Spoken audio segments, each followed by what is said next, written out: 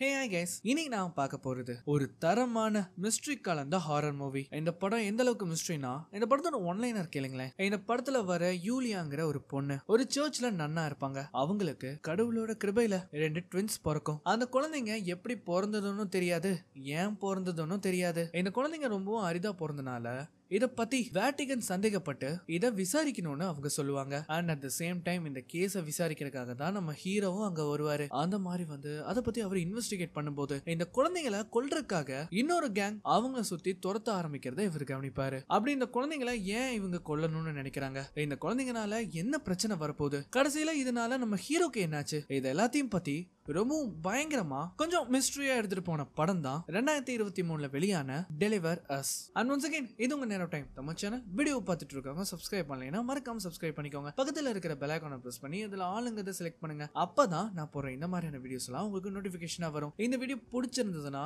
மறக்காம ஒரு லைக் கொடுங்க. ஏன்னா நீங்க கொடுக்குற அந்த லைக் எனக்கு ஒரு பயங்கர மோட்டிவேஷனா இருக்கும். இந்த வீடியோ பிடிச்சா மறக்காம கமெண்ட் பண்ணுங்க. இதுக்கு முன்னாடி போடப்பட்ட எல்லா வீடியோஸையும் பார்த்து அதுவுமே உங்களை இம்ப்ரெஸ் பண்ணுச்சுன்னா மறக்காம உங்க ஃப்ரெண்ட்ஸ் அண்ட் ஃபேமிலிக்கு ஷேர் பண்ணுங்க. படத்தோட ஆரம்பத்துல நிறைய பேரோட அழுகுரல் சத்தம் நமக்கு கேக்குற மாதிரி இருக்கும். என்னன்னு பார்த்தா அங்க இருக்கிறவங்க எல்லாரையுமே வரிசையா யாரோ ஒரு மர்ம நபர் அவங்கள கொன்னுகிட்டு வரான். இவங்க எல்லாரையுமே கொன்னு அவங்கள வரிசைப்படுத்தி வைக்கிறான். அது மட்டும் இல்லாம அவங்க எல்லாரோட முதுகுலையும் ஒரு விதமான டாட்டூ இருக்கும். அது ஏதோ ஒரு ஸ்கல்ப்சர். அதை இவங்க என்ன பண்றாங்கன்னா அவங்களோட தோலை மொத்தமா அவங்க அறுத்து எடுக்கிறாங்க. ஏன்னா அந்த தோல்ல தான் அந்த டாட்டூ மார்க்ஸ் இருக்கு. இவ்வளவு கொடூரமான விஷயங்கள் எல்லாத்தையுமே பண்றது இவன் தான். இவன் யாரு, எதுக்கு இப்படி பண்றான், இது எல்லாமே போக போக நமக்கு தெரியும். இப்ப அதுக்கப்புறமா ஒரு சர்ச் ஹால காட்டுறாங்க. அங்க ஏகப்பட்ட நன்ஸ் இருப்பாங்க. அதுலயும் மெயினா இவங்க பேரு சிஸ்டர் யூலியா. அங்க இருக்கிறவங்களே இவங்க ரொம்ப அழகா இருப்பாங்க. இவங்க அழகா இருக்கிறத பார்த்து அங்க இருக்கிறவங்க எல்லாரும் பொறாமப்படவும் செய்வாங்க. சிஸ்டர் யூலியா நன்னா இருக்கும் போதே இந்த நர்ஸ் வேலைகளே இவங்க செய்வாங்க. யாருக்காவது அடிபட்டு இருந்தனா அவங்களுக்கு அதை ஸ்டிச் போடவும் அந்த காயத்துக்கு மருந்து போடவும் அவங்களுக்கு நல்லா தெரியும். அதுக்கப்புறமா அந்த நாள் ராத்திரி ப்ரே பண்ணிட்டு அவங்க போய் நிம்மதியா படுத்து தூங்கும் போது அந்த மொத்த சர்ச் ஹாலையும் காட்டுறாங்க. அந்த இடமே ரொம்ப அமைதியா இருக்கும். இந்த மாதிரி நம்ம ஹீரோயின் நிம்மதியா தூங்கிட்டு இருக்கும் போது அவங்களுக்கு ஒரு கனவு வருது. அதாவது ஸ்டார்டிங்ல நம்ம பார்த்திருப்போமே, எல்லாரையுமே கொலை பண்ணி அவங்களோட முதுகு தோலை அவங்க உரிச்சு எடுக்கிறது இவங்களுக்கு கனவா வரும். அவங்க அந்த தோள்களை எல்லாம் என்ன பண்றாங்கன்னா அதை கிளீன் பண்ணி அதை காய வச்சு ஒரு புத்தகத்துல இருக்கிற பேஜ் மாதிரி அவங்க பண்றாங்க. அதுல போட்டிருக்க ஒவ்வொன்னும் ஏதோ ஒண்ணு போய் குறிக்கும். அது வேற எதுவும் இல்ல, ஒரு குழந்தைய தான் குறிக்குது. இந்த மாதிரி அந்த கனவு இவங்க பார்த்துட்டு இருக்கும் போது திடீர்னு அவங்களுக்கு முழிப்பு வருது. பார்த்தா அவங்களுக்கு என்ன ஆச்சுன்னே தெரியல. பயங்கரமா வயிறு வேற வலிக்கும். உடனே வேக வேகமா போய் அவங்க வாந்தியும் எடுக்கிறாங்க. அவங்க வாயில இருந்து பயங்கரமா ரத்தம் கசியுது. இதெல்லாம் ஏன், எதனால நடக்குது, இது எதுவுமே அவங்களுக்கு தெரியல. அவங்களால வலிய சுத்தமா தாங்கவும் முடியல. அந்த வலியோட போய் நேரா மேரி மாதா சிலைக்கு முன்னாடி அவங்க ப்ரே பண்ண ஆரம்பிக்கிறாங்க. இந்த மாதிரி ப்ரே பண்ணிட்டு இருக்கும் போதுதான் அவங்க ஒரு விஷயத்தை நோட்டீஸ் பண்றாங்க. என்னன்னு பார்த்தா அந்த சிலையோட கண்ணுல இருந்து கண்ணீர் வருது. இவங்க அதை பார்த்து அதிர்ச்சி ஆவாங்க. அது மட்டும் இல்லாம அவங்க கைகள்லாம் ஒரே ரத்தக்கரையா இருக்கும். என்னன்னு பார்த்தா இது அவங்க வயிற்றுல இருந்து கசிகிற அந்த ரத்தம். இத பார்த்து அவங்க பயங்கரமா கத்தும் போது கட் பண்ணா ரஷ்யால இருக்கிற செயின்ட் பீட்டர்ஸ்பர்க் காட்டுறாங்க. அங்க இருக்கிற ஒரு சர்ச் கான்வென்ட்ல நம்ம படத்தோட ஹீரோ இருப்பாரு. அவர் பேரு ஃபாதர் ஃபாக்ஸ். அங்க இருக்கிற பிஷப் என்ன சொல்றாருன்னா, இந்த மாதிரி சிஸ்டர் யூலியா ஸ்பெசிபிக்கா உங்களோட பேரை சொல்லி உங்களை வர சொல்லியிருக்காங்க அப்படிங்கறத அவர் சொல்லுவாரு. ஆனா அதுக்கு நம்ம ஹீரோ முடியாதுன்னு சொல்லுவாரு. இங்க பாருங்க ஃபாதர் ஃபாக்ஸ், இது நீங்க நினைக்கிற மாதிரியான எக்ஸாரிசமோ இல்ல ரிச்சுவல் சம்பந்தப்பட்டது இது எதுவுமே கிடையாது. ஆல்ரெடி இந்த பொண்ணுக்கு ஒரு பிரச்சனை நடந்தப்போ நீங்க தான் அந்த பொண்ணை காப்பாத்தி கொடுத்தீங்க. வேற எந்த பிரீஸ்டாலையுமே பண்ண முடியாத விஷயத்தை நீங்க பண்ணி அந்த பொண்ணோட உயிரை காப்பாத்தினீங்க. அதை உங்களால மறுக்க முடியாது இல்லையா? நம்ம ஹீரோ பிரீஸ்டா இருக்கிறதே அவர் மறுக்கிறாரு. அவரு அதுல இருந்து வெளியேறணும்னு பாக்குறாரு. இது எல்லாத்துக்குமே காரணம் என்னன்னா, நம்ம ஹீரோ லாராங்கிற ஒரு பொண்ணை காதலிச்சிருப்பாரு. அது மட்டும் இல்லாம அவங்க பிரெக்னென்டாவும் இருப்பாங்க. இது தான் பண்ற இந்த தொழில ஒரு மிகப்பெரிய குற்றம்னு இவர் நினைச்சு அவரு தன்னைத்தானே ஒரு மோசமான பிரீஸ்ட்னு அவர் நினைச்சுக்கிறாரு. இது பிஷப்புக்குமே தெரியும். இருந்தாலும் நம்ம ஹீரோ அவரோட முடிவுல மாறுற மாதிரி இல்ல. அவரோட குறிக்கோள் என்னன்னா, ஒரு கெட்ட பிரீஸ்டா இருக்கிறத விட ஒரு நல்ல கிறிஸ்டியனா இருக்கணும்னு தான் அவர் ஆசைப்படுறாரு. அதனாலதான் இதை விட்டே அவர் போகணும்னு அவர் நினைக்கிறாரு. இவர் என்னதான் இவ்வளவு சொல்லியும் அவர் தன்னோட முடிவை மாத்திக்காதனால இருந்தாலும் பிஷப் கடைசியா ஒரு முறை சிஸ்டர் யூலியோட கேஸ பத்தி அவர் சொல்றாரு. அதாவது சிஸ்டர் யூலியா பிரெக்னென்ட்டா இருக்காங்க, அதுவும் அவங்க வயித்துக்குள்ள ட்வின்ஸ் இருக்கு. இது எல்லாமே தன்னால நடந்தது அப்படிங்கறதே அவங்க குறிப்பிடுறாங்க. அதுக்கு பேரு தான் இம்மாக்குலேட். அந்த 2 குழந்தைங்களும் பேசுறது இவங்களுக்கு கேக்குதுன்னு இவங்க சொல்றாங்க. அதுல ஒண்ணு நல்லது, இன்னொன்னு கெட்டதுன்னு இவங்களுக்கு தெரியும். நீங்க இதை எடுத்துட்டு போங்க, எனக்காக ஒரு முறை இதை படிச்சு பாருங்க அப்படிங்கறதே அவர் சொல்லுவாரு. ஆனா நான் ஒரு விஷயத்த நல்லா சொல்றேன், இந்த கேஸ ரொம்ப சீரியஸா வேட்டிகன் முன்னெடுத்து நடத்திட்டு இருக்கு. இருக்கு. அவங்க இதுல ஏதோ ஒரு விஷயத்த சந்தேகப்படுறாங்க. இப்ப அதுக்கப்புறமா நம்ம ஹீரோ அங்க இருந்து வெளியில வருவாரு. அந்த சமயத்துல தான் நம்ம ஹீரோவோட காதலி லாரா அங்க வருவாங்க. ரெண்டு பேருமே அங்க இருந்து கிளம்பி வீட்டுக்கு வராங்க. வீட்டுக்கு வந்ததுக்கு அப்புறமா ரெண்டு பேருமே அந்த கான்வென்ட்ல நடந்திருக்கும் இல்லையா அந்த விஷயங்களை எல்லாம் வந்து பேசும்போது லாராவுமே சிஸ்டர் யூலியாவோட கேஸ் ரிப்போர்ட்டை பாப்பாங்க. அவங்க அதை நல்லா பார்த்துட்டு கண்டிப்பா இந்த பொண்ணுக்கு உன்னோட உதவி தேவை, நீ அங்க போய் தான் ஆகணும், ஆனா இதனால உன்னை என் கிட்ட இருந்து பிரிச்சிருவாங்களோன்னு பயமா இருக்கு. இங்க பாரு, இதனால எல்லாம் ஒன்னும் ஆகாது. நான் ஒரு வேலை விஷயமா ஈஸ்டோனியா வரைக்கும் போக வேண்டியது இருக்கு. அதனால நீ அங்க போய் அந்த சிஸ்டர் யூலியாவை செக் பண்ணிட்டு இங்க வா, நம்ம ரெண்டு பேரும் ஒரே நேரத்துல இங்க வந்துருவோம். அதுக்கப்புறமா நாம கனடாக்கு போய் அங்க நாம ஒரு ஃபேமிலியா இருக்கிறத பத்தி யோசிக்கலாம் அப்படிங்கறத அவங்க சொல்லுவாங்க. சோ இத கேட்ட உடனே நம்ம ஹீரோவும் என்ன பண்றாருன்னா உடனே அங்க இருந்து கிளம்பி போறாரு. இவர் ட்ரெயின்ல போற வழியிலேயே அந்த பொண்ணோட கேஸ் ரிப்போர்ட்ஸ் எல்லாம் படிச்சு பார்க்கும்போது அதுல நிறைய விஷயங்கள் அவருக்கு குழப்பமா இருக்கு. ஒரு சில இமேஜஸுமே இருக்கும். அதுல அவளோட முதுகுல பயங்கரமான தழும்புகள் இருக்கு. அதுக்கப்புறமா நம்ம ஹீரோ அந்த இடத்துக்கு வந்து சேருவாரு. இதை எல்லாத்தையும் சிஸ்டர் யூலியா ஜன்னல் வழியா எட்டி பார்க்கவும் செய்வாங்க. ஆக்சுவலி அது கொஞ்சம் பெரிய கான்வென்ட் தான். அதுக்கு ஒரு பெரிய கேட்டுமே இருக்கும். அதை லாக் பண்ணி அவங்க வைக்கிறாங்க. அந்த மாதிரி நம்ம ஹீரோ போய் அங்க வெயிட் பண்ணிட்டு இருக்கும் போது அந்த சமயத்துல தான் கார்டினல் ரூசோ அப்படின்னு சொல்லப்படுறவரு அங்க வராரு. ஆக்சுவலி இவரு இந்த கான்வென்ட்டோட ஒரு ஹெட் மாதிரின்னு வச்சுக்கோங்களேன். அண்ட் இவங்க இப்படி ரெண்டு பேரும் சந்திச்சுக்கிட்ட உடனே நிறைய விஷயங்களை பத்தி பேசுவாங்க. அந்த சமயத்துல தான் ரூசோ என்ன சொல்றாருன்னா, நீங்க தப்பா நினைச்சுக்கலேனா நான் உங்களுக்கு ஒரு விஷயத்த காட்டணும்னு ஆசைப்படுறேன். என்னன்னு பார்த்தா அந்த மேரி மாதாவோட சிலைகள்ல இருந்து கண்ணீர் துளிகள் வந்து விழுகும் இல்லையா, அதை வந்து இவர் காட்டுவாரு. அண்ட் இதை பார்த்த உடனே நம்ம ஹீரோ பெருசா ஆச்சரியப்படல. அதுக்கு மாறா அவர் என்ன பண்றாருன்னா அந்த இடத்த சுத்தி முத்தி பாக்குறாரு. அப்படி பார்க்கும்போதுதான் அங்க நிறைய தண்ணி பைப் இருக்கிறத வந்து கவனிக்கிறாரு. இத பத்தி என்ன நினைக்கிறீங்க ஃபாதர் ஃபாக்ஸ், இது உண்மையா? அப்பதான் நம்ம ஹீரோ சொல்லுவாரு, இல்ல மிஸ்டர் ரோசோ, அந்த பைப்ல ஓடுறது கோல்டு வாட்டர், இங்க இருக்கிறதோ ஏகப்பட்ட மெழுகு திரிகள். இதுல இருந்து சூடான காத்து வெளியேறும். அந்த சூடான காத்து குளிர்ந்த பகுதியில படும்போது அந்த இடத்துல கண்டென்சேஷன் நடக்குது. இதனாலதான் சிலையில பட்டு அது தண்ணியா நமக்கு வெளிப்படுது அப்படிங்கறத அவர் சொல்லுவாரு. சோ இதுக்கு பின்னாடி இருக்கிறது ஒரு சின்ன சயின்ஸ் தான். அண்ட் அப்பவே நம்ம ஹீரோ என்ன சொல்றாருன்னா, சிஸ்டர் யூலியா கூட நீங்க யாராவது பேசி பாத்தீங்களா? அவங்க உங்களை தவிர வேற யாரு கூடயும் பேச மாட்டேன்னு சொன்னாங்க. இந்த மாதிரி பேசும்போது அப்பதான் ஏன் அவர் கூட மட்டும் அவ பேசணும்னு விரும்புறா அப்படிங்கிற ஒரு குரல் கேட்கும். யாருன்னு பார்த்தா இவனை தெரியுதா, ஸ்டார்டிங்ல நம்ம பார்த்திருப்போமே, அவர் பேரு வந்து ஃபாதர் சோல். இப்ப அதுக்கப்புறமா நம்ம ஹீரோ சிஸ்டர் யூலியாவை மீட் பண்றதுக்காக அங்க வெயிட்டிங் ஹால்ல வெயிட் பண்ணிட்டு இருப்பாரு. இந்த மாதிரி அவர் வந்து வெயிட் பண்ணிட்டு இருக்கும் போது அந்த சமயத்துல சிஸ்டர் யூலியாவை அந்த இடத்துக்கு கூட்டிட்டு வராங்க. நம்ம ஹீரோ அவங்க கூட ரஷ்யன்ல பேசும்போது சிஸ்டர் யூலியா அவருக்கு புரியும்படி இங்கிலீஷ்லயே பேசுவாங்க. அது மட்டும் இல்லாம சிஸ்டர் யூலியாவை நல்லா கவனிச்சா அவங்களோட வயிறு கொஞ்சம் பெருசா இருக்கும். உங்களுக்கு இங்கிலீஷ் தெரியுமா? ஆமா. நீங்க எங்க இருந்து படிச்சீங்க? நான் இதை படிக்கவெல்லாம் இல்ல, உங்க கூட பேசணும்னு இருக்கும்போது நான் இங்கிலீஷ்ல தானே பேசணும், அது தானா வருது அப்படிங்கறத அவங்க சொல்லுவாங்க. இவங்க இப்படியாக ஒரு மாதிரி புரியாத மாதிரியே பேசும்போது அப்பதான் நம்ம ஹீரோ கேக்குறாரு, எதுக்காக என்ன நீங்க வர சொன்னீங்க? உங்களை நான் வர சொல்ல ஃபாதர், என்னோட குழந்தைங்க தான் உங்களை பத்தி சொல்லுச்சு. அப்படி அவங்க என்ன சொன்னாங்க என்ன பத்தி? ஏன்னா நீங்க தான் தேர்ந்தெடுக்கப்பட்டவர், உங்களால மட்டும்தான் கெட்டதா நடக்காம தடுக்க முடியும் அப்படிங்கறத அவங்க சொல்றாங்க. லிட்டரலி அவங்க தான் என்ன பேசுறோம்னு அவங்களுக்கும் புரியல, நம்ம ஹீரோக்கும் புரியல. இந்த மாதிரி வந்து கான்வர்சேஷன் நடந்துட்டு இருக்கும் போது சிஸ்டர் யூலியாவை ஒரு நன் வந்து கூட்டிட்டு போயிடுவாங்க. அதுக்கப்புறமா நம்ம ஹீரோவும் அங்கிருந்து கிளம்புவாரு. அப்பதான் பாப்பாங்க அந்த கான்வென்ட்ல இருக்கிற ஒரு சிஸ்டர் ரொம்ப வியர்டா இருப்பாங்க. அதாவது அவங்க யாரு கூட பேச மாட்டாங்க. ராத்திரி வேலைகள்ல அவங்களுக்கு தூக்கத்துல நடக்கிற வியாதி இருக்கும்னு அவங்க சொல்றாங்க. அவங்க பேரு சிஸ்டர் லூடா. இந்த சமயத்துல தான் கார்டினல் ருசோ நம்ம ஹீரோவை பாக்குறதுக்காக வர சொல்லியிருப்பாரு. இவரும் போறாரு. என்னன்னு பார்த்தா ஸ்டார்டிங்ல அந்த மனுஷங்களோட உடம்புல பச்சை குத்தி வச்சிருப்பாங்க இல்லையா, அவங்கள கூட கொன்னு அவங்க முதுகுத்தோலை வந்து பிச்செடுத்து ஒரு புத்தகம் மாதிரி பண்ணிருப்பாங்களே, அந்த ஷீட்டோட ஜெராக்ஸ் காப்பி இவரு கையில இருக்கு.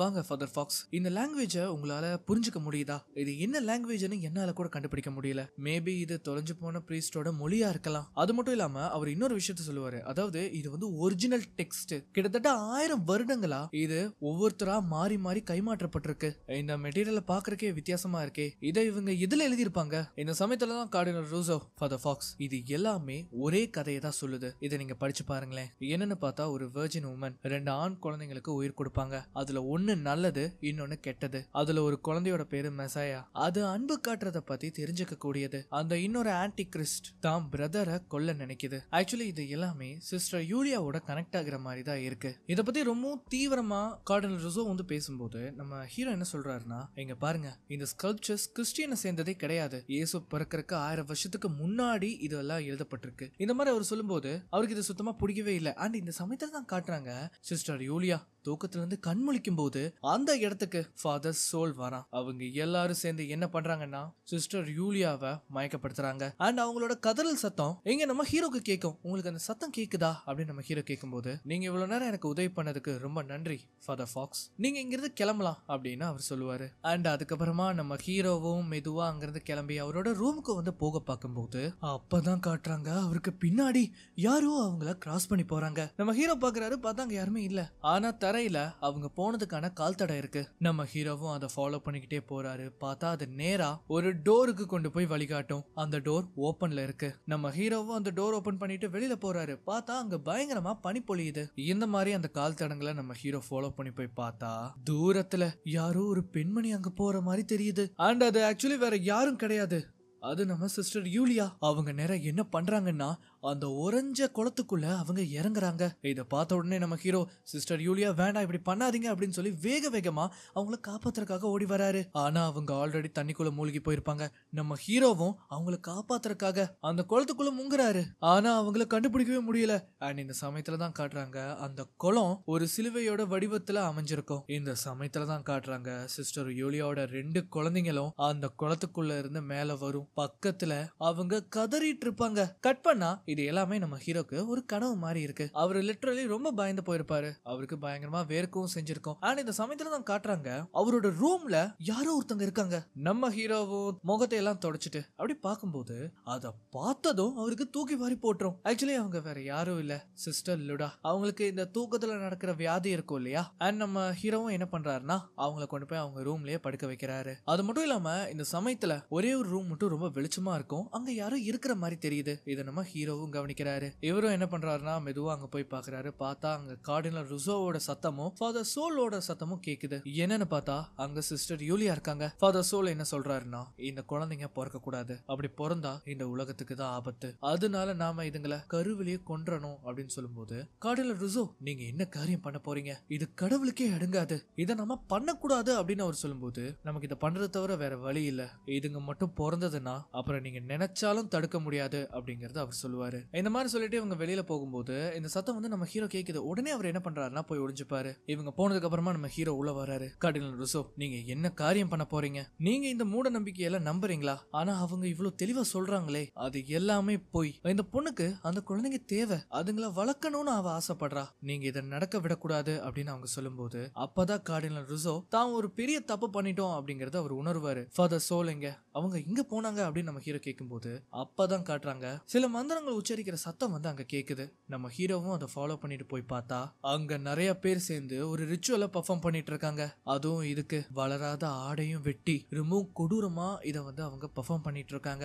இதை நம்ம ஹீரோ பார்த்து பயப்படும் போது ஃபாதர் சோல் நம்ம ஹீரோவை பார்த்துருவாரு. இதை பார்த்த உடனே நம்ம ஹீரோ அங்கிருந்து வேக வேகமா தப்பிக்க பார்க்கும்போது அவர் என்ன பண்ணிருவாருன்னா கத்தியை வச்சு நம்ம ஹீரோவோட வயிற்றுலயே சொருவிடுவாரு. ஆனா இருந்தாலும் நம்ம ஹீரோ அந்த கதவை சாத்தி அதை லாக் பண்ணிட்டு வேக வேகமா கார்டினல் ருசோ கிட்ட இத பத்தி சொல்லி சிஸ்டர் யூலியாவை இங்க இருந்து காப்பாத்தி கூட்டிட்டு போக ட்ரை பண்றாங்க. நம்ம ஹீரோவால சுத்தமா முடியல. ஏன்னா அந்த கத்தி ரொம்ப ஆழமா அவரோட வயித்துல இறங்கி இருக்கும். இருந்தாலும் இவங்க 2 பேரும் கஷ்டப்பட்டு யூலியாவை கூட்டிட்டு நேரா காருக்கு வராங்க. அண்ட் அதே சமயம் இந்த பக்கம் ஃபாதர் சோல் அந்த கதவை உடைச்சு அவரு வெளியில வருவாரு. இங்க இவங்க காரை எடுத்துட்டு அங்க வேக வேகமா போக பார்ப்பாங்க. ஆனா அந்த கேட் வந்து லாக் ஆயிருக்கும் இல்லையா. இவங்க என்னதான் அந்த காரை வச்சு இடிச்சாலுமே அவங்களால அந்த கேட்டை ஓபன் பண்ண முடியல. இந்த சமயத்துலதான் அந்த ஃபாதர் சோல் வெளியில வருவான். அந்த காரை பார்த்த உடனே வேக வேகமா அது கிட்ட ஓடுறான். ஆனா வந்து பார்த்தா உள்ள யாருமே இல்ல. இவரும் என்ன பண்றாருன்னா சுத்தி முத்தி தேடி பாக்குறாரு. அந்த மாதிரி தேடும் போதுதான் தெரியுது இவங்க பின்வாசல் வழியா தப்பிச்சு ஒரு காரை எடுத்துட்டு அங்கிருந்து கிளம்பி போறாங்க. இவர் என்னதான் ஷூட் பண்ணாலுமே அது எதுவுமே அவருக்கு கை கொடுக்காது. இப்ப அதுக்கப்புறமா இவங்க எங்க போறாங்கன்னு பார்த்தா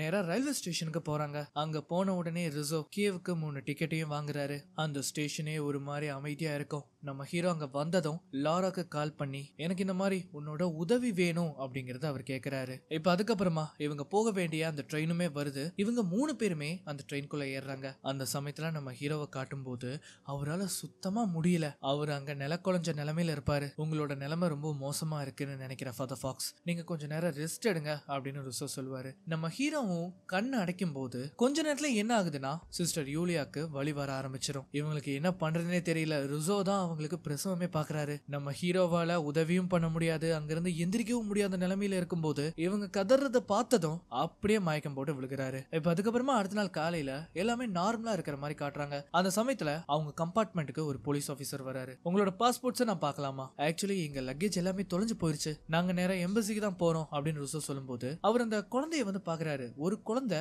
அழுதுகிட்டு இருக்கும், இன்னொரு குழந்தை ஒரு மாதிரி அமைதியா இருக்கும். அந்த குழந்தைய பார்த்து அவர் என்ன நினைச்சாருன்னே தெரியல. வேக வேகமா வெளியில இருக்கிற ஜன்னல்ல அவரோட தலையை முட்டி மோதி ஒரு மாதிரி பித்து பிடிச்ச மாதிரி பண்றாரு. அவரோட முகத்துல எல்லாம் ஒரே ரத்தக்கரையா இருக்கும். அவர் என்ன பண்றாருன்னா வேகமா வந்து நம்ம ஹீரோவோட கழுத்தை பிடிக்கும் போது கட் பண்ணா இது எல்லாமே அவருக்கு ஒரு கனவு மாதிரி காட்டுறாங்க. எந்திரிச்சு பார்த்தா அவரோட இடுப்புல இருக்கிற அந்த காயம் அது வந்து ஸ்டிச் பண்ணப்பட்டிருக்கு. சிஸ்டர் யூலியா தான் இவர் தூக்கத்துல இருக்கும் போது அதை ஸ்டிச் பண்ணிருக்காங்க. அவரும் பாக்குறாரு ரெண்டு குழந்தைங்களும் நல்லபடியா பிறந்துருச்சு, அது மட்டும் இல்லாம நல்ல ஆரோக்கியமா தான் இருக்கு. நீங்க இவங்களுக்கு பேர் வச்சீங்களா? ஒருத்தன் பேரு சாமுவேல், இன்னொருத்த பேரு ஜேக்கப் அப்படின்னு சொல்றாங்க. இந்த மாதிரி இவங்க பேசிட்டு இருக்கும் போதுதான் நாம வர வேண்டிய இடத்துக்கு வந்துட்டோம் அப்படின்னு கார்டினல் ருசோ சொல்றாரு. அதுக்கப்புறமா அவங்க அங்கிருந்து இறங்கி நேரா ஒரு கெஃபேக்கு போறாங்க. இவங்க 3 பேரும் அங்க இருக்கும்போது அப்பதான் அந்த சமயத்துல நியூஸ்ல இன்னும் ஒரு வாரத்துல கிரகணம் ஏற்பட போறத அவங்க வந்து சொல்றாங்க. அண்ட் இது நாள் வரைக்கும் இல்லாத அளவுக்கு ரொம்ப பவர்ஃபுல்லா இருக்குங்கிறதையும் அவங்க வந்து மென்ஷன் பண்றாங்க. இதை வந்து இவங்க கேட்டுட்டு இருக்கும் போதுதான் அந்த இடத்துக்கு லாரா வரா. அவங்கள பார்த்ததுக்கு அப்புறமா தான் நம்ம ஹீரோக்கு இப்ப உயிரே வருது. இவங்க 2 பேரும் இப்படி இருக்கிறத சிஸ்டர் யூலியாவும் பாக்குறாங்க. ஆனா அது அவங்க பெருசா கண்டுக்கல. அதுக்கப்புறமா இவங்க எல்லாரையுமே லாரா எங்க கார்ல கூட்டிட்டு போயிட்டு இருக்கான்னு பார்த்தா அவங்க கிராண்ட் ஃபாதரோட ஒரு பழைய ஃபார்ம் ஹவுஸ்க்கு தான் கூட்டிட்டு போறா. அது சிட்டியை விட்டு ஒதுக்கு போறமா காட்டுக்குள்ள அமைஞ்சிருக்கும். அண்ட் அந்த வீட்டுக்குள்ள போகும்போதே தெரியுது அங்க இருக்கிற விஷயங்கள் எல்லாம் பார்த்த உடனே எல்லாருமே பயங்கரமா ஷாக் ஆகுறாங்க. ஏன்னா நிறைய விலங்குகளோட தலை, அதுக்கப்புறம் ஸ்கின், இது எல்லாமே அங்க இருக்கும். இதை எல்லாத்தையுமே லாராவோட கிராண்ட் ஃபாதர் சேகரிச்சிருக்காரு. அண்ட் அந்த போட்டோல இருக்கு இல்லையா, அதுதான் அவங்களோட தாத்தா. அதுக்கப்புறமா அவங்களை கூட்டிட்டு போய் பேஸ்மெண்ட்ல காட்டும் போது அங்க பாருங்களேன் ஏகப்பட்ட ஆயுதங்கள், அதுக்கப்புறம் நிறைய டிராப்ஸுமே இருக்கு. இதுக்கு நடுவுல அவர் கூடவே பெயிண்டிங்கும் பண்ணி வச்சிருப்பாரு. அந்த எல்லா ஆர்ட்ஸும் ரொம்பவும் பிரமிக்கத்தக்கதா இருக்கும். உன்னோட கிராண்ட் ஃபாதர் உண்மையிலேயே மல்டி டேலண்டட் தான். அவர் பயங்கரமான பெயிண்டிங்ஸும் பண்ணிருக்காரு. என்னோட கிராண்ட் ஃபாதர் என்ன சொல்லுவாருன்னா எதிர்காலத்துல நடக்கிறது எல்லாமே அவருக்கு தெரியுமாமா, அதை எல்லாத்தையும் அவர் பெயிண்டிங்கா வரையவும் செஞ்சிருக்காரு. அது மட்டும் இல்லாம நான் இன்னொரு விஷயத்தையும் உங்ககிட்ட சொல்லணும். என் கிராண்ட் ஃபாதர் சாகருக்கு முன்னாடி இங்க நிறைய லைஃப் டிராப்ஸ் வச்சிருக்காரு. அது இன்னும் அங்கதான் இருக்கு. அதனால நீங்க யாராவது போறீங்கன்னா கொஞ்சம் பார்த்து பத்திரமா போங்க அப்படிங்கறத அவங்க சொல்றாங்க.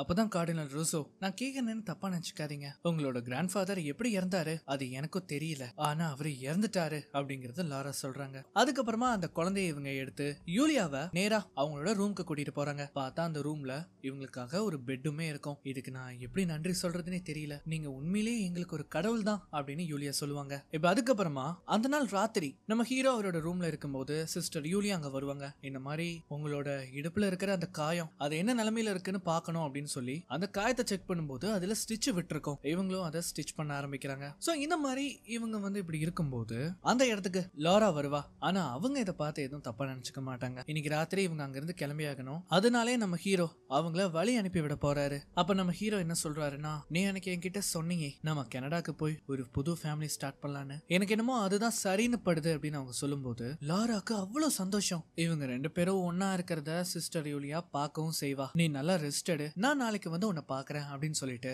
லாரா கார் எடுத்துட்டு அங்கிருந்து கிளம்பும் போது அந்த குழந்தை பயங்கரமா அழுக ஆரம்பிக்கும். இந்த சமயத்துல நம்ம ஹீரோக்கு என்ன ஆகுதுன்னா பயங்கரமா தலை சுத்தி அந்த இடத்துல அவர் மயங்கி விழுகிறாரு. இப்ப அப்படியே கட் பண்ணா இங்க ஃபாதர் சோல காட்டுறாங்க.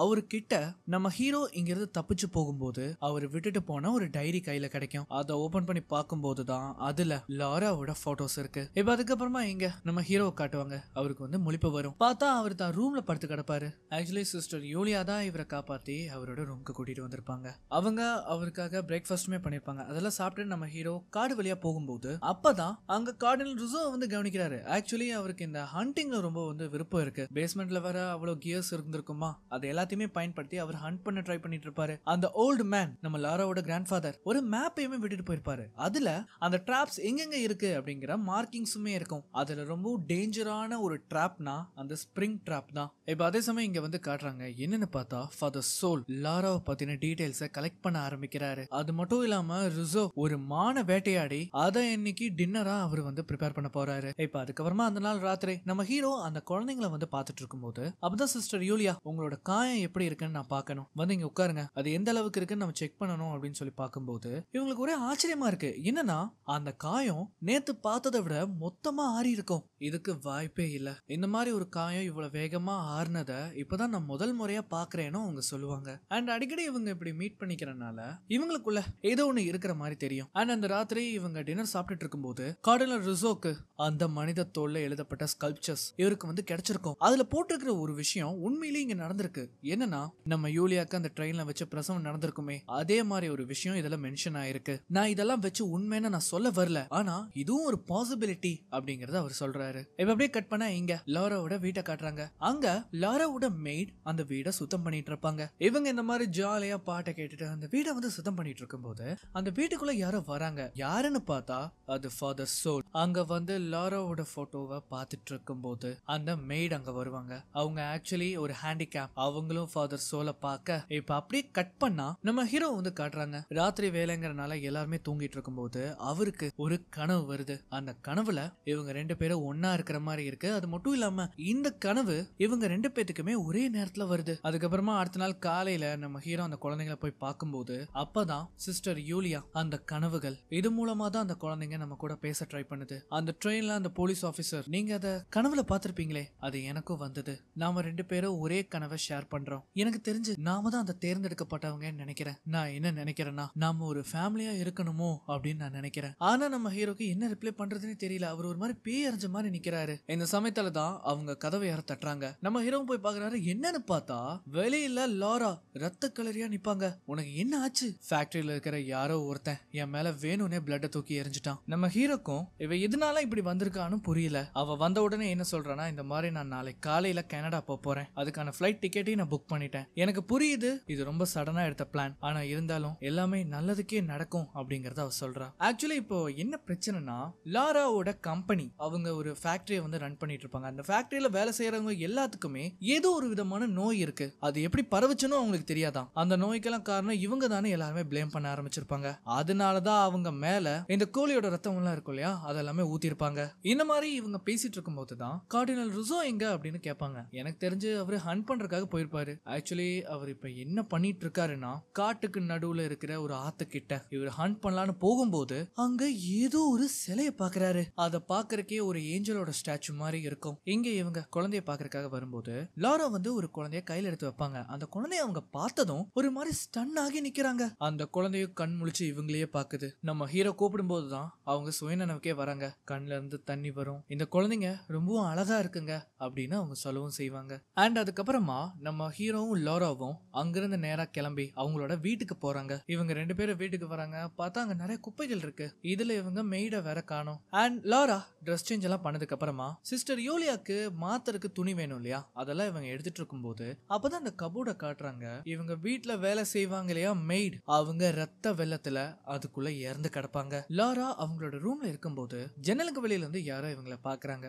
யாருன்னு பார்த்தா அது ஃபாதர் சோல். இந்த சமயத்துல தான் லாராக்கு ஒரு கால் வருது. இந்த மாதிரி ஃபேக்டரியில ஒரு பெரிய பிரச்சனை அப்படின்னு. அதனால இவங்க ரெண்டு பேரும் என்ன பண்றாங்கன்னா அங்க கிளம்புறாங்க. இப்ப அதே சமயம் இங்க கார்டினல் ரூசோ அந்த ஸ்கல்ப்சர்ஸ பத்தி அவர் இன்வெஸ்டிகேட் பண்ணிட்டு இருக்கும் போது அப்பதான் அவருக்கு ஒரு வாய்ஸ் கேக்குது. அதாவது அந்த குழந்தைங்களை கொன்னு இங்க இருக்கிறவங்க எல்லாரையும் காப்பாத்து, அந்த குழந்தைங்களை கொல்லு, இங்க இருக்கிறவங்க எல்லாரையும் காப்பாத்து அப்படின்னு அந்த குரல் கேட்டுக்கிட்டே இருக்கும். இந்த குரல் இவரோட மூளைக்குள்ள பயங்கரமா கேக்குறனால அவர் பயங்கரமா டென்ஷன் ஆயிருவாரு. நேரா கிச்சனுக்கு போய் ஒரு கிளாஸ் தண்ணி எடுத்து குடிக்கும் போது அப்பதான் கவனிக்கிறாரு வெளியில யாரோ ஒருத்தர் நிக்கிறான். இதை பார்த்த உடனே இவர் என்ன பண்றாருன்னா ஒரு கன்னை எடுத்துட்டு வேக வேகமா அந்த மர்ம நபரை தேடி போறாரு. இந்த மாதிரி இவர் வந்து தேடி போயிட்டு இருக்காரு இல்லையா அந்த சமயத்துல திரும்பவும் அவருக்கு அந்த குரல் வந்து கேக்குது. பார்த்தா அந்த இடத்துல அந்த நபர் நிக்கிறான். இவர் என்ன பண்றாருன்னா மெதுவா கிட்ட போய் அவனை வந்து தொடும்போது அப்பதான் அவர் உணர்றாரு அங்க நிக்கிறது வேற யாரும் இல்ல இவரோட யங்கர் வெர்ஷன். அவரை பார்த்த உடனே இவர் பயந்து போய் வேக வேகமா பின்னாடி போவாரு. இந்த மாதிரி பின்னாடி போகும்போது தெரியாம அவரு அந்த ஸ்பிரிங் டிராப்ல காலை வச்சிருவாரு.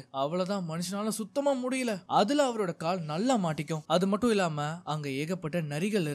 அதுங்க எல்லாமே காட்டு நரிங்க. இவர் பயந்து போய் கீழே விழுந்து அந்த கன்னை எடுக்க ட்ரை பண்ணுவாரு. ஆனா அதுக்குள்ள என்ன ஆகுதுன்னா அந்த எல்லா நரிகளும் சேர்ந்து அவரு பயங்கரமா கடிச்சு கொதறி எடுக்க ஆரம்பிக்குதுங்க. இப்ப அதே சமயம் இங்க நம்ம பசங்க எப்படியோ ஒரு வழியா அந்த ஃபேக்டரிக்கு வந்து சேர்றாங்க. இவங்களும் உள்ள போய் பாக்குறாங்க. அங்க இருக்கிற எல்லா ஒர்க்கர்ஸும் வேலை செய்யாம எங்களுக்கு ஏற்பட்ட நோய்க்கு நீதான் காரணம் அப்படின்னு லாராவை கரிச்சு கொட்ட ஆரம்பிக்கிறாங்க. இதை பார்த்த உடனே நம்ம ஹீரோ பயந்துக்கிறாரு. நாம இங்கிருந்து போறது நல்லதுன்னு நான் நினைக்கிறேன். இவங்களை நான் சின்ன வயசுல இருந்து பாக்குறேன். இவங்க எல்லாருமே எனக்கு தெரிஞ்சவங்க இருக்கிறவங்க தான் எதுவும் பண்ண மாட்டாங்க அப்படின்னு சொல்லி அவங்க கிட்ட பேசுறதுக்காக போறாங்க. நம்ம ஹீரோக்கு ஏதோ சரியா படல. அங்க இருக்கிற ஏதோ ஒரு விஷயம் டிஃபரெண்டா இருக்கு. அப்பதான் அவர் பாக்குறாரு அங்க வெல்டிங் பண்ணிட்டு இருக்கிற ஒரு நபர் அந்த வெல்டிங் ரோட எடுத்து அவரு தான் பல்லால கடிக்கிறாரு. அவரோட பற்கள் எல்லாம் உதிர்ந்து கீழே விழுகுது. இத பாக்குறதுக்கே ரொம்ப வேடா இருக்கும். லாரா எவ்வளவோ பேச ட்ரை பண்ணுவாங்க. ஆனா அங்க இருக்கவங்க யாரும் அதை கேட்கிற மாதிரி தெரியல. அந்த கலவரம் ரொம்ப பெருசா போறத பார்த்த உடனே நம்ம ஹீரோ என்ன பண்றாருன்னா லாராவை இழுத்துட்டு அங்கிருந்து கூட்டிட்டு போக ட்ரை பண்ணுவாரு. ஆனா இருந்தாலும் லாரா அதை கேட்காம திரும்பவும் அவங்க கிட்ட பேசி புரிய வைக்க போகும்போது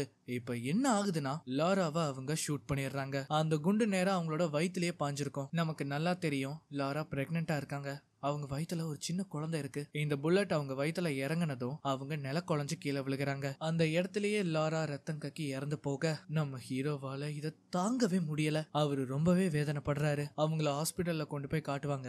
ஆனா எந்த ஒரு பிரயோஜனமும் இருக்காது. நம்ம ஹீரோ மனசே விட்டுருவாரு. அதுக்கப்புறமா அவர் அந்த ஹாஸ்பிட்டல் விட்டு வெளியில வரும்போது அவர் யாரோ நின்று பாக்குற மாதிரி தெரியுது. யாருன்னு பார்த்தா அது ஃபாதர் சோல். அண்ட் இவன் என்ன பண்றான்னா நம்ம ஹீரோவை ஃபாலோ பண்றான். நம்ம ஹீரோ வண்டியை ஓடிட்டு நேரா அந்த காட்டு வழியா போயிட்டு இருக்கும்போது அப்பதான் சிஸ்டர் யூலியா அந்த இடத்துக்கு வராங்க. அவங்களும் இந்த மாதிரி விஷயத்த சொல்லி 2 பேருமே கார்டினல் ரூசோவை தேட போறாங்க. இவங்களும் அங்க சுத்தி இங்க சுத்தி ஒரு வழியா அவர் எங்க இருக்காருன்னு கண்டுபிடிச்சு போனா அந்த இடத்துல அவரோட பாடிய அந்த நரிகள் எல்லாம் சேர்ந்து பிச்சு சாப்பிட்டுட்டு இருக்குங்க. அத பாக்குறக்கே ஒரு மாதிரி கொடூரமா இருக்கும். உடனே இவங்க என்ன பண்றாங்கன்னா அந்த நரிகள் எல்லாம் துரத்தி அவரோட பாடியை எடுத்துட்டு வராங்க. சோ இந்த கண்டிஷன்ல தான் அவரோட நிலைமை இருக்கு. அந்த இடத்துக்கு வந்ததும் அவர் மேல மண்ணெண்ணெய் ஊத்தி நெருப்பை வச்சு கொளுத்திடுறாங்க. இந்த சமயத்துல தான் காட்டுறாங்க அவங்க வீட்டுக்குள்ள யாரோ ஒருத்தங்க போற மாதிரி இருக்கு. என்னன்னு பார்த்தா உள்ள ஃபாதர் சோல் இருப்பாரு. அவருக்கும் அந்த வாய்ஸ் வந்து கேட்கும், அந்த குழந்தைங்களை கொல்லு, மத்தவங்களை காப்பாத்தணும்னா இந்த குழந்தைங்களை கொன்னா மட்டும்தான் முடியும் அப்படின்னு சொல்லும்போது இவரும் என்ன பண்றாருன்னா கன்னை எடுத்து அந்த குழந்தைய ஷூட் பண்ண வரும்போது அந்த இடத்துக்கு வந்த சிஸ்டர் யூலியா அந்த ஆளை அட்டாக் பண்றாங்க. ஆனா அது எதுவுமே வேலைக்காகாது. இவன் என்ன பண்றான்னா கத்தி எடுத்து அவங்க கையை கிழிச்சு அவங்களை தள்ளி விட்டதுல அவங்க மயங்கி விழுந்துருவாங்க. திரும்பவும் அவன் கொலை துடிக்கும் போது அந்த இடத்துக்கு வந்த நம்ம ஹீரோ அவன் கூட சண்டை போடுறாரு. ஆனா அவரால எதுவும் பண்ண முடியல. அவன் என்ன பண்றான்னா நம்ம ஹீரோவோட கழுத்தை நெருக்கி அவரை கொலை பண்ண பாக்குறான். நம்ம ஹீரோக்கு என்ன பண்றதுன்னே தெரியல. இந்த சமயத்துல அங்க ஒரு சிலுவை கீழே விழுந்து கிடக்கும். அதை எப்படியோ கஷ்டப்பட்டு எடுத்து அவனோட இன்னொரு கண்ணிலேயே குத்தி அவனோட முகத்தை கிழிப்பாரு. இவர் அந்த மாதிரி பண்ணியும் எந்த பிரயோஜனமும் இல்ல. நம்ம ஹீரோ கிட்டத்தட்ட சாக போற நிலைமையில இருக்கும்போது அவன் கொண்டு வந்திருந்த கன்னை எடுத்து சிஸ்டர் யூலியா என்ன பண்றாங்கன்னா அவனை ஷூட் பண்றாங்க. ஒரு வழியா இவங்க அவனை கொலை பண்ணிட்டாங்க. நாம இங்க இருந்து எப்படியாவது தப்பிச்சாகணும். இவன் வந்திருக்கானா கண்டிப்பா இவனோட ஆளுங்களும் நம்மளை தேடி வருவாங்க அப்படின்னு அவங்க சொல்லும் போது அப்பதான் அவங்க பாக்குறாங்க அந்த இடத்துல இறந்து போன லாராவோட தாத்தா இருக்காரு. ஆனா நம்ம ஹீரோ கண்ணுக்கு அந்த மாதிரி யாரும் தெரியல. அவர் என்ன பண்றாருன்னா கையை தூக்கி மேல காட்டி அவங்களுக்கு ஏதோ ஒரு சிக்னலை கொடுக்கறாரு. என்னன்னு பார்த்தா அந்த அட்டைக்குல நிறைய பெயிண்டிங்ஸ் இருக்கு. அந்த ஒவ்வொரு பெயிண்டிங்ஸும் இப்ப இங்க நடக்குது இல்லையா இவங்களுக்கு அதை அப்படியே ரெப்ளிகேட் பண்ணுது. இவங்க அந்த கான்வென்ட்ல இருந்து ஒன்னா தப்பிச்சதா இருக்கட்டும், ரூசோ ஓநாய்களால கடிச்சு இறந்து போயிருப்பாரு இல்லையா அந்த பெயிண்டிங் அங்க இருக்கும். லாராவை இவங்க ஒரு ஏஞ்சல்னு சொல்லியிருப்பாங்க. அந்த பெயிண்டிங் அங்க இருக்கு. லாராவோட வயித்துல இருந்த குழந்தையோட பெயிண்டிங்கும் அங்க இருக்கும். அப்புறம் கடைசியா இருக்கிற அந்த பெயிண்டிங்ல இவங்க 2 பேரும் ஃபேமிலியா சந்தோஷமா ஒன்னா வாழ்ற மாதிரி இருக்கும். இதை எல்லாத்தையும் நம்ம ஹீரோ பார்த்து ஒரு மாதிரி பயங்கரமா சிரிக்க ஆரம்பிப்பாரு. மனுஷன் ஆல்ரெடி பித்து பிடிச்ச போன மாதிரி தான் ஆயிருப்பாரு. தான் லவ்வரையும் இழந்து இருக்கிற எல்லாத்தையும் இழந்துட்டு கடைசியில இந்த மாதிரி பெயிண்டிங்ஸ் எல்லாம் பார்த்ததும் அவருக்கு தான் என்ன பண்றோன்னு தெரியல. இப்ப கட் பண்ணா நம்ம ஹீரோ அந்த எல்லா ஸ்கல்ப்சர்ஸையும் ஒன்னொன்னா தேடி பாக்குறாரு. இதெல்லாம் அவர் தேடி பார்க்கும்போது அவருக்கும் அந்த வாய்ஸ் வந்து கேட்கும், அந்த குழந்தைங்களை கொல்லு, இருக்கிறவங்க எல்லாரையுமே காப்பாத்து. இவருக்கு லிட்டரலி ஒண்ணுமே புரியல. அந்த வாய்ஸ் வந்து அவரோட மைண்ட் குள்ள கேட்டுக்கிட்டே இருக்கும். அவருக்கே ஒரு மாதிரி பைத்தியம் பிடிக்கிற மாதிரி இருக்கும். இதுல தான் மனைவி இறந்து போனது இது எல்லாமே அவருக்கு வந்து வந்து போகும். இந்த மாதிரி அவருக்கு இருக்குத்தனமா பண்ணிட்டு இருக்கும் போது அந்த இடத்துல லாரா இருக்கிறத இவர் கவனிக்கிறாரு. அவ என்ன சொல்றான்னா நம்ம 2 பேத்தையும் அவங்க பிரிச்சுட்டாங்க. நம்ம 2 பேரும் இப்போ ஒண்ணு சேரணும். நம்மளால திரும்பவும் ஒண்ணு சேர முடியும். அதுக்கு அந்த குழந்தைய கொல்லணும். அதுலயும் குறிப்பா அந்த கெட்ட குழந்தைய மட்டும் தான் நீ கொல்ல போற. இதனால எந்த ஒரு பிரச்சனையும் இருக்காதுல்ல. அந்த குழந்தைய கொல்லு. மீத இருக்கிறவங்க எல்லாரையும் காப்பாத்தணும்னா அந்த குழந்தைய கொன்னாதான் முடியும் அப்படின்னு அவன் சொல்லும்போது நம்ம ஹீரோவும் பைத்தியம் பிடிச்ச மாதிரி அதையும் சொல்ல ஆரம்பிச்சிருவாரு. இப்ப அப்படியே கட் பண்ணா அடுத்த நாள் காலையில நம்ம ஹீரோயின் கண்மொழிக்கும் போது அவங்களுக்கு பக்கத்துல லாராவோட தாத்தா இருப்பாங்க. இத பார்த்த உடனே அவங்க பயந்து போயிடுவாங்க. அவர் என்ன சொல்றாருன்னா இங்க இருந்து ஓடு அப்படின்னு அவர் சொல்றாரு. என்னன்னு பார்த்தா நம்ம ஹீரோ கதவை உடைக்க ட்ரை பண்ணிட்டு இருக்காரு. எதுக்குன்னா அந்த குழந்தைய கொல்றக்காக. இத பார்த்த உடனே யூலியா அந்த கதவை திறக்க முடியாத மாதிரி ஒரு டேபிள வச்சுட்டு அவங்க 2 குழந்தையும் எடுத்துட்டு ஜன்னல் வழியை எட்டி குதிச்சு தப்பிச்சு போறாங்க. பின்னாடியே நம்ம ஹீரோவும் அந்த ஜன்னல் வழியை எட்டி குதிச்சு அவளை தேடி ஓடுறாரு. இப்ப இந்த சமயத்துல நேத்து ராத்திரி இவங்க வண்டியை விட்டுட்டு கார்டினல் ரூசோவை தேட போயிருப்பாங்க இல்லையா, அந்த வண்டி அங்கதான் நிக்கும். அத போலீஸ் ஆபீசர்ஸ் கவனிப்பாங்க. அந்த வண்டி பத்தின டீடைல்ஸ் எல்லாத்தையுமே எடுத்துட்டு இருக்கும் போதுதான் அந்த இடத்துக்கு சிஸ்டர் யூலியா வந்து அவங்க கிட்ட உதவி கேக்குறாங்க.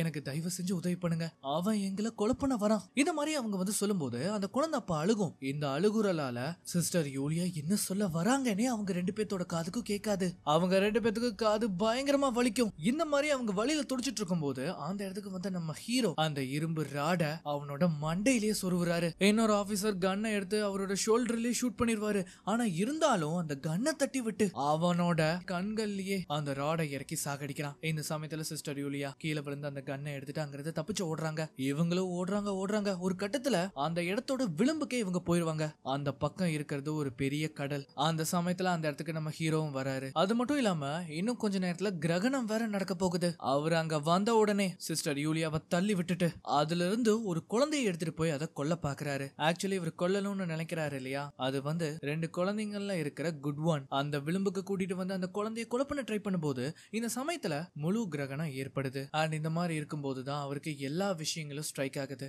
எல்லாமே ஒரு ரீசனுக்கு தான் நடக்குது. அந்த ரீசன்ஸ நம்ம ஹீரோ புரிஞ்சுக்கவும் செய்வாரு. இவ்வளவு நேரம் தான் சுயநனவிலேயே இருந்திருக்க மாட்டாரு. இந்த மெமரிஸ் எல்லாம் ஸ்ட்ரைக் ஆகும் போதுதான் அவர் கொஞ்சம் கொஞ்சமா பேக் டு நார்மலுக்கு வராரு. இவரும் அந்த குழந்தைய பாக்குறாரு. தான் பண்றது தவறு அப்படிங்கறத தான் உணர்றதுக்குள்ள சிஸ்டர் யூலியா என்ன பண்ணிடுறாங்கன்னா கன்னை எடுத்து அவரை ஷூட் பண்ணிடுறாங்க. இதனால நம்ம ஹீரோ அந்த இடத்துல இறந்து போயிருவாரு. என்னதான் அந்த குழந்தையை இவங்க காப்பாத்திட்டாலும் ஃபாதர் ஃபாக்ஸ் இறந்துட்டாரு இல்லையா, ஆனா அவங்க அதோட விடாம அந்த கிரகண நேரத்துல அவங்க ப்ரே பண்ண ஆரம்பிக்கிறாங்க. முழுசா அந்த கிரகணம் விலகி அந்த இடத்துல சூரிய ஒளி பட்டதும் நம்ம ஹீரோக்கு உயிர் வருது. அப்பதான் அவர் ரியலைஸ் பண்றாரு தான் பண்ணது எல்லாமே தப்பு. இனிமேல் இதுதான் தான் குடும்பம், இப்படித்தான் தான் வாழணுங்கிறதையும் அவர் புரிஞ்சுக்கிறாரு. சோ இந்த மாதிரி காட்டுறதோட இந்த படத்தை வந்து முடிக்கிறாங்க. அண்ட் இந்த படம் கொஞ்சம் குழப்பமா தான் இருக்கும், ஆனா இதோட விஷுவல்ஸ் உண்மையிலேயே நல்லா இருக்கும். அண்ட் இந்த வீடியோ பிடிச்சிருந்ததுன்னா மறக்காம லைக் பண்ணுங்க. நீங்க கொடுக்குற அந்த லைக் எனக்கு ஒரு பயங்கர மோட்டிவேஷனா இருக்கும். இதுக்கு முன்னாடி போடப்பட்ட வீடியோஸ் எல்லாம் பாருங்க. அதெல்லாம் பிடிச்சிருந்ததுன்னா மறக்காம உங்க ஃப்ரெண்ட்ஸ் அண்ட் ஃபேமிலிக்கு ஷேர் பண்ணுங்க. இன்னொரு வீடியோல மீண்டும் சந்திக்கலாம்.